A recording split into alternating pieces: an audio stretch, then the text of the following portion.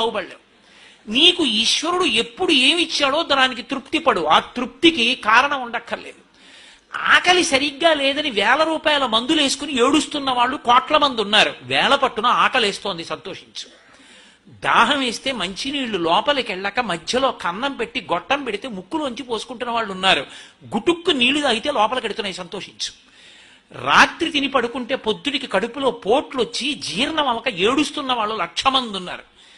తిన్నది గుండ్రాయి అయినా సరే తెల్లారేటప్పటికి జీర్ణం అయిపోతోంది, సంతోషించు. పడుకుంటే నిద్ర పట్టక చారెడు మాత్రలు వేసుకు పడుకుంటున్న వాళ్ళు ఉన్నారు. తలగడా మీద చెయ్యెట్టుకుని ఇలా పడుకుంటే నిద్ర పడుతోంది. పుస్తకం ఉంటే తప్ప మాట్లాడలేని వాళ్ళు ఉన్నారు. వేదికెక్కి కూర్చుని మాట్లాడడం మొదలు పెడితే గంగా ప్రవాహంలో వస్తోంది, సంతోషించు ఈశ్వరుడి కారుణ్యానికి. కొంతమంది కూర్చోలేని వాళ్ళు ఉన్నారు, కూర్చుంటున్నావు. నడవలేని వాళ్ళు ఉన్నారు, నడుస్తున్నావు. చూడలేని వాళ్ళు ఉన్నారు, చూస్తున్నావు. వినలేని వాళ్ళు ఉన్నారు, వింటున్నావు. ఈశ్వరుడు నీకు ఇచ్చిన దానికి ప్రతి క్షణం తృప్తితో ఓలలాడిపోవాలి. ఎన్ని మాటలు కృతజ్ఞత చెప్తావు. అది మానేసి ఎప్పుడు ఏదో పోయిందాన్ని తలుచుకుని ఏడవడం కాదు, వచ్చేదాన్ని ఊహించుకుని అలా జరిగితే బాగుండని కనుబొమలు ఎగరేయడం కాదు. ఇప్పుడు ఇక్కడ నీకు ఈశ్వరుడు వర్తమానంలో ఏమిచ్చాడో దానితో తృప్తిగా ఉండడం అలవాటైతే వాణ్ణి మించిన భాగ్యవంతుడు లేడు. అదే ధర్మం.